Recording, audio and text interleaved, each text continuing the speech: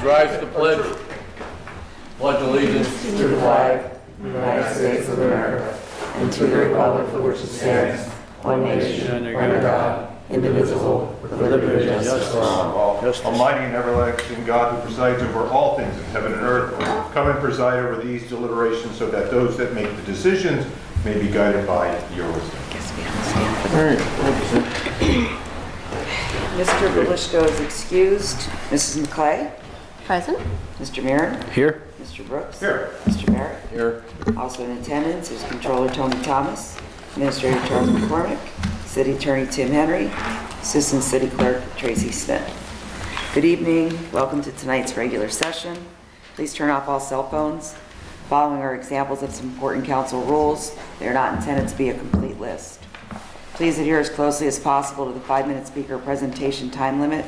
No persons are allowed to address council from beyond the rail, except the speaker at the dais who has the floor. The chairperson shall preserve order and decorum and prevent attacks on personalities. Chairperson shall determine all points of order. No persons except city officers or their representatives shall be permitted within the rail during any meeting without the express permission of council. Council kindly asks that the public please vacate the building within 10 minutes after the meeting adjourns. And when members of the administration are speaking, please stand up and use the microphone. Thank you. We have 2 items on this evening's agenda, 2 resolutions on the mayor's agenda. Is there anyone here who wishes to speak on those items? Anyone from the public? Mr. Troy? Just a quick point. I was under the impression, Sam Troy, by the way, is my name. First of all, Fire Civil Service Commission, do they or anybody, does anybody know, they don't get compensated, right? Okay. Is the housing, well, that's a different issue, I guess, but is there any committees or commissions that you know of that do get compensated, or Tim? Not that I'm aware of. No. I thought maybe the Housing Authority could. No. The late Justin McCarthy was, I don't know if he worked for the Housing Authority. Well, anyway, just one more point I want to make, that's it. In general, on these committees, I mean, I'm sure, hey, I don't know, I don't assume these people were in attendance tonight.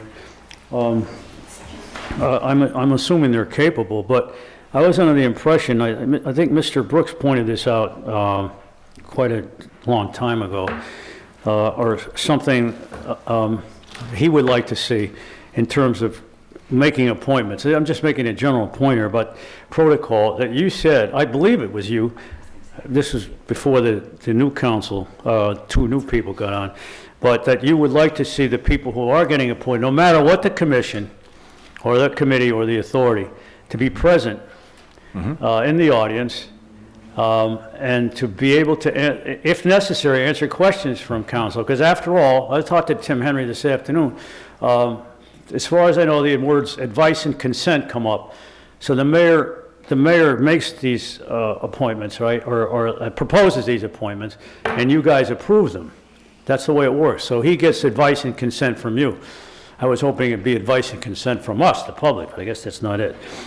So anyway, to make, I mean, I don't know this, do you, Mr. Mirren, or any of you other people know about the, look, I'm confident that these people are qualified, but how do I know? How do you know before you vote on this? Just because the mayor says they're qualified, then they're qualified?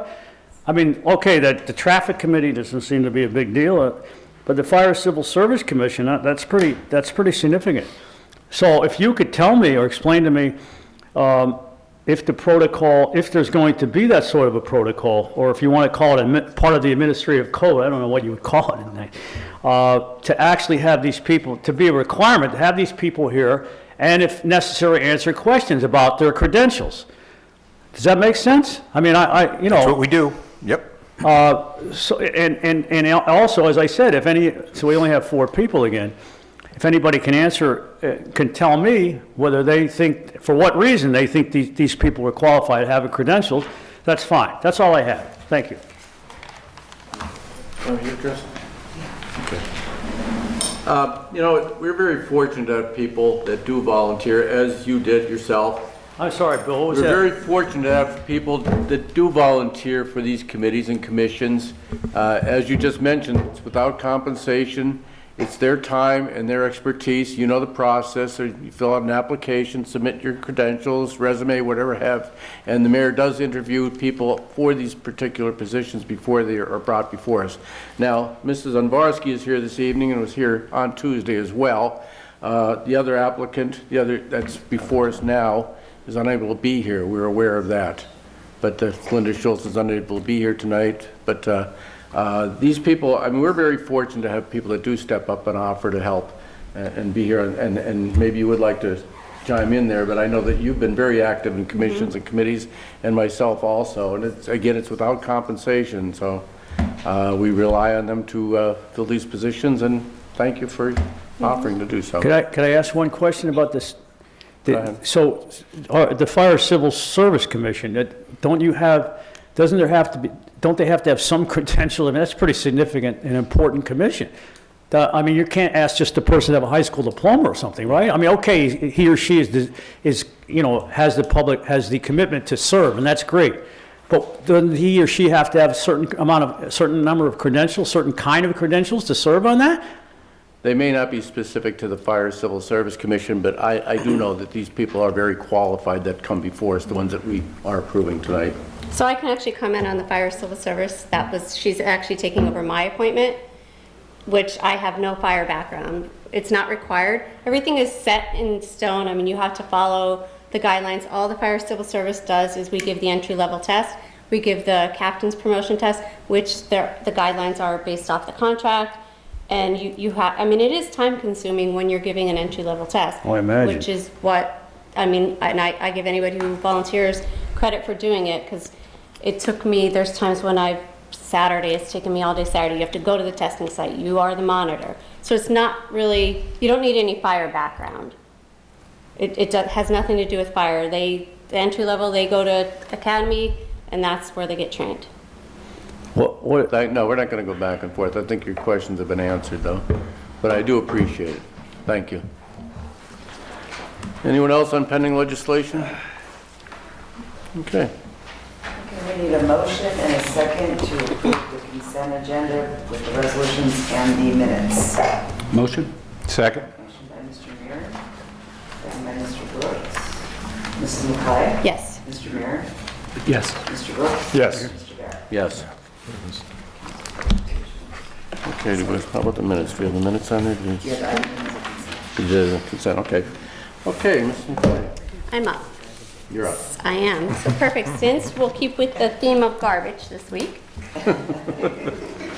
So as everybody knows, and I'm sure every area has it, the railroads by my home, and I'm sure by other homes, but Ralph Thompson are a garbage dump. I know the DPW has cleaned it up a few times. I know Greg Griffin has cleaned it up a few times.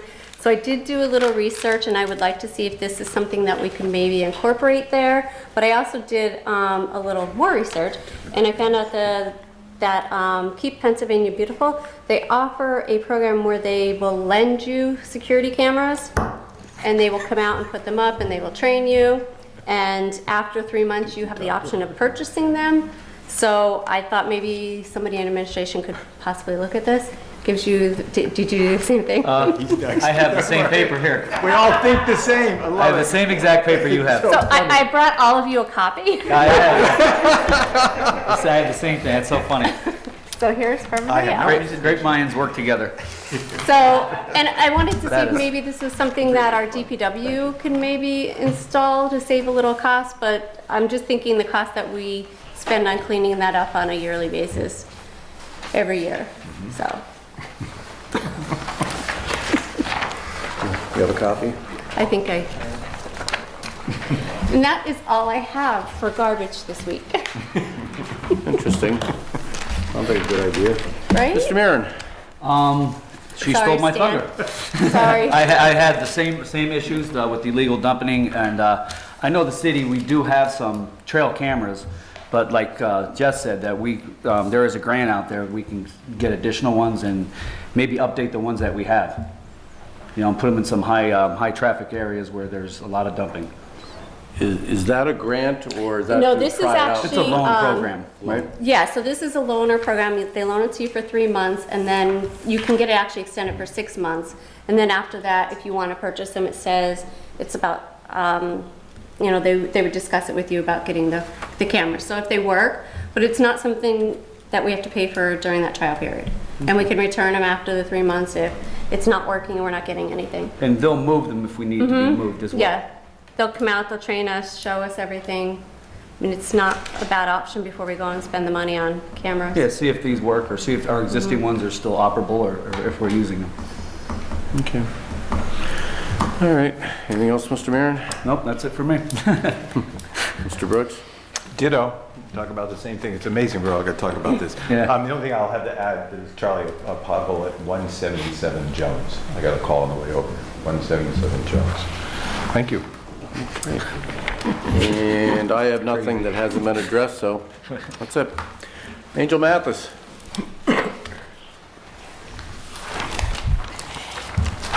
I think you're going to talk about the same thing. Are you going to talk about the same cameras? thing, Joe? Your name for the record? Angel Baptist Wilkes-Barre. First, I want to thank you, Charlie, with the work that this administration and the police and everyone did for the squatter house that was 489 South Franklin Street. Thank you, thank you, thank you. I was there and it took them hours to get them out, to pack up their stuff and make them leave.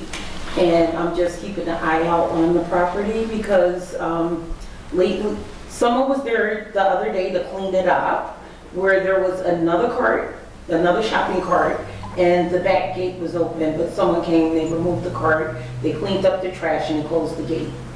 The second issue I want to bring up is trash. It is trash, it's not the same trash. It's all garbage.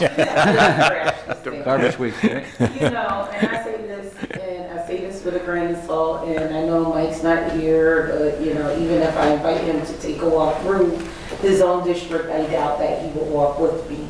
My block looks like one of the poorest areas in Philly. When I say when I walk out my door, there's trash in front from my neighbor below me. There's trash on the other side. It's not New York. I've been in New York and I go. Well, call by. It's not New York. Mr. Bird. No, it's not. Let her speak. I'm from New Jersey and visited New York all my summers, most of my life.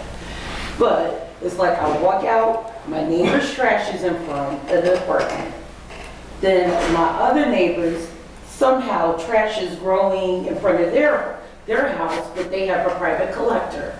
Then the house next door is trash always out there. But thank DPW, because they actually were able to take all of the trash, because today was our trash day. And then on the other side of us, with the other double block, is always trash in front of that one and the other one. And you know, it gets a little depressing to know that, you know, a $2 sticker, you don't even have, the thing about it is fixed income. I lived on a fixed income all while up until my daughter turned 22. So I lived on a fixed income. I understand that. But you know what? The issue that I have is, I don't know whether the landlords know that there is an ordinance that your trash is supposed to be kept in a lidded trash can outside your house. And so that's the only issue I have. I had a neighbor who kept their trash on the balcony of their second floor until the wind blew their trash can down on our Jeep and we accidentally ran it over. But it's like, it's just trash everywhere. And it's not everywhere, it's just that one block. That one block, you can guarantee that there's at least 5 houses that has trash in front of it every day. Every day. And if you spoke to the guys on the routes, they can tell you exactly. John Sahosky, he can tell you exactly which houses always have trash, never have stickers, and it's becoming an issue because we have the feral cats. And then, of course, because of all of the trash everywhere, we have mouse infestation.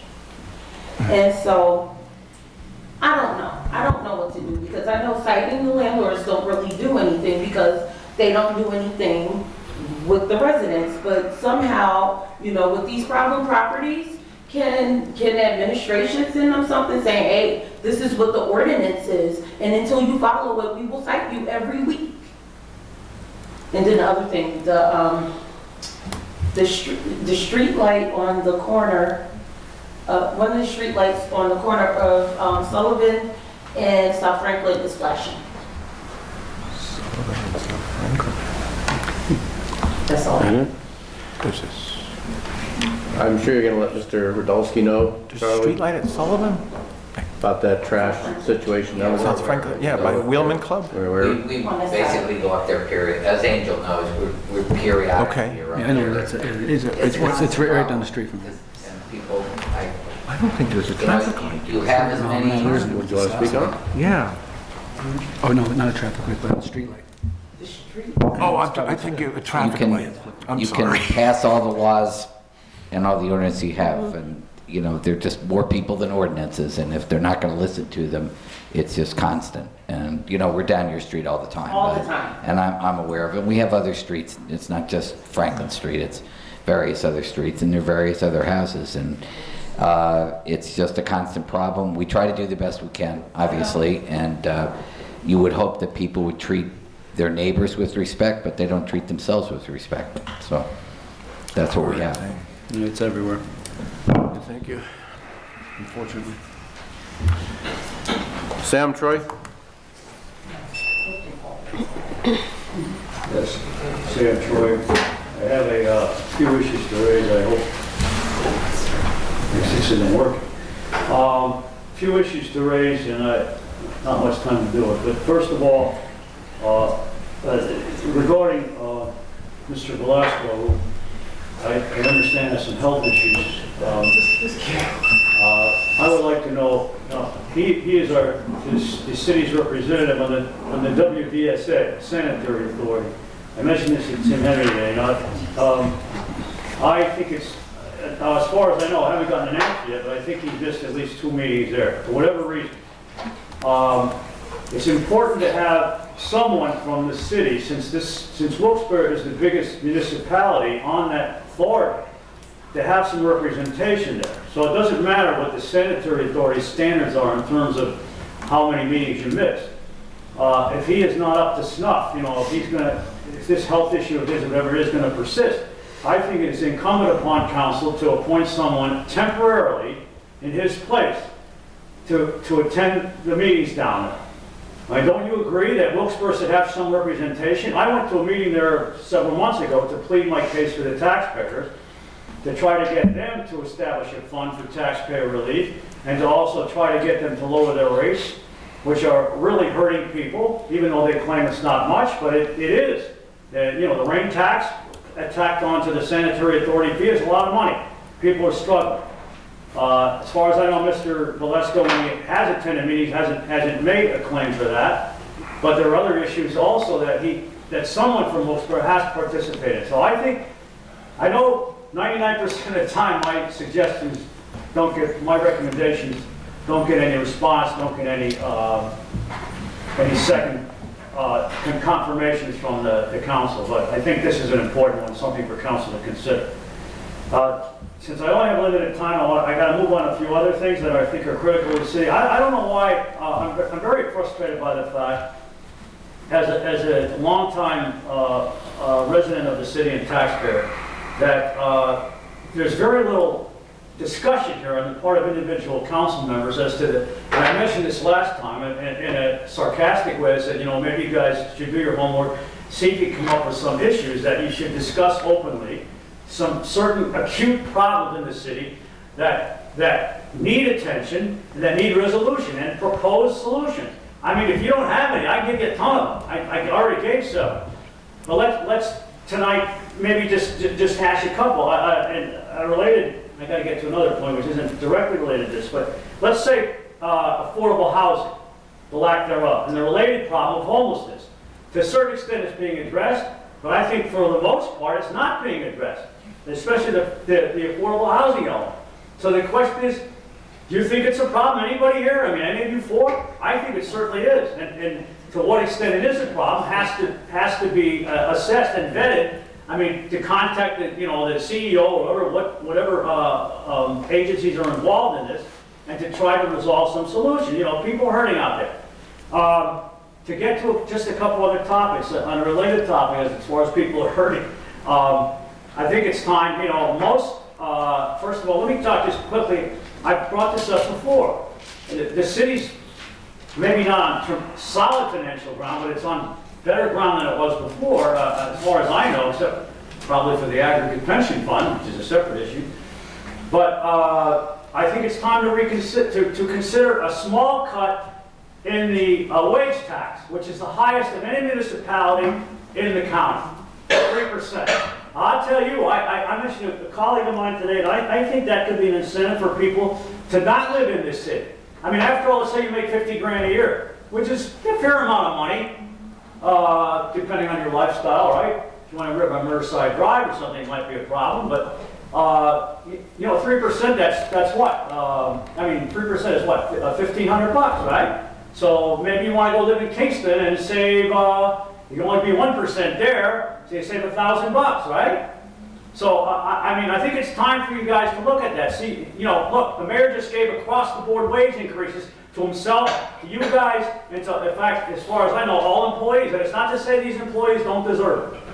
The question, if you could afford doing that, why can't you afford to drop the wage tax at least 0.5%? And to drop while you're at it, to give an extra 1% a property tax rebate to at least senior citizens. People, and people who are on economically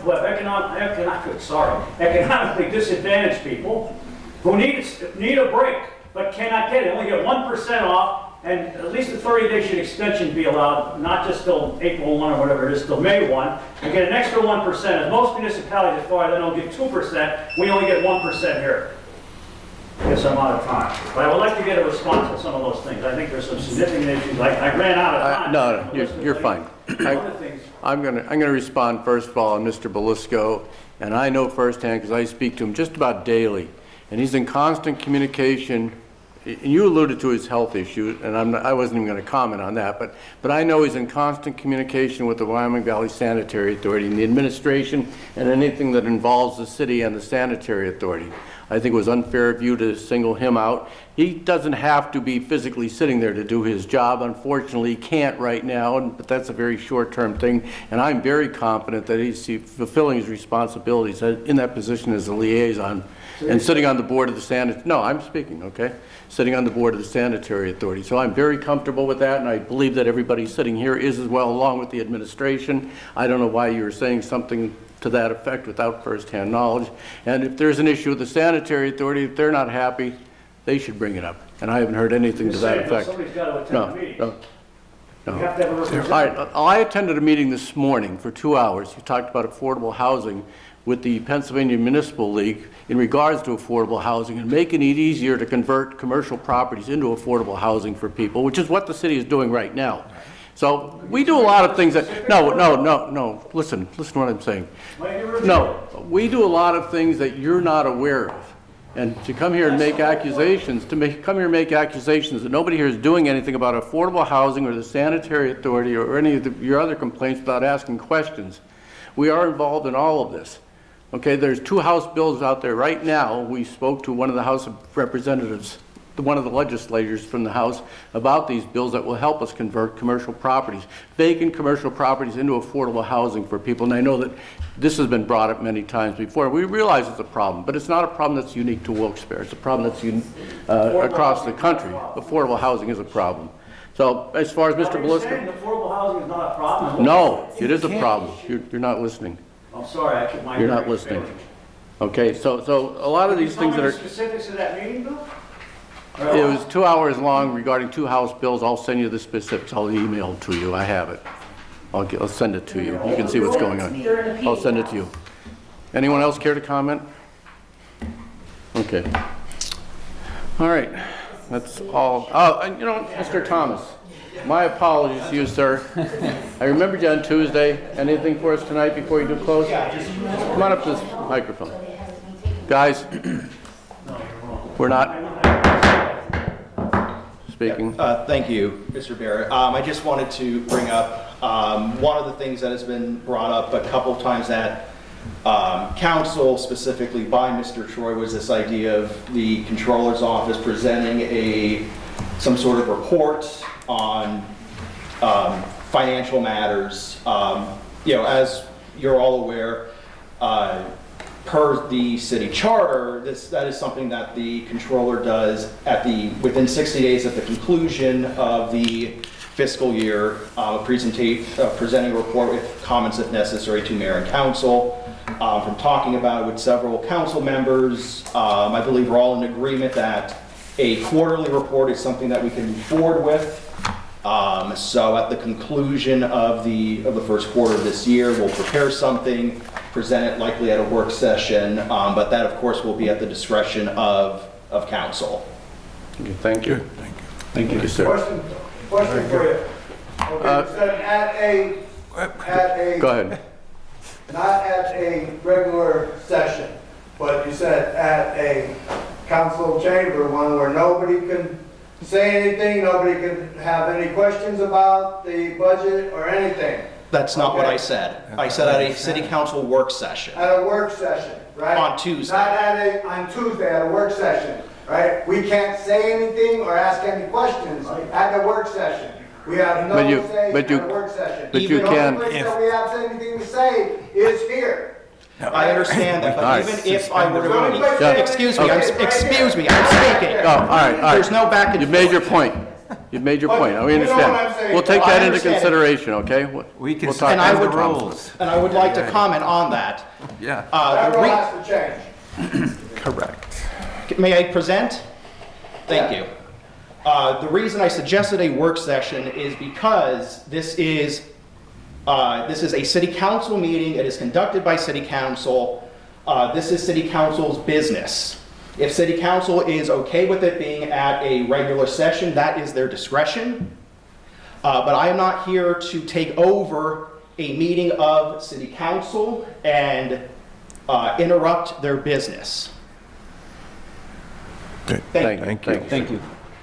Okay, anything else, council? No.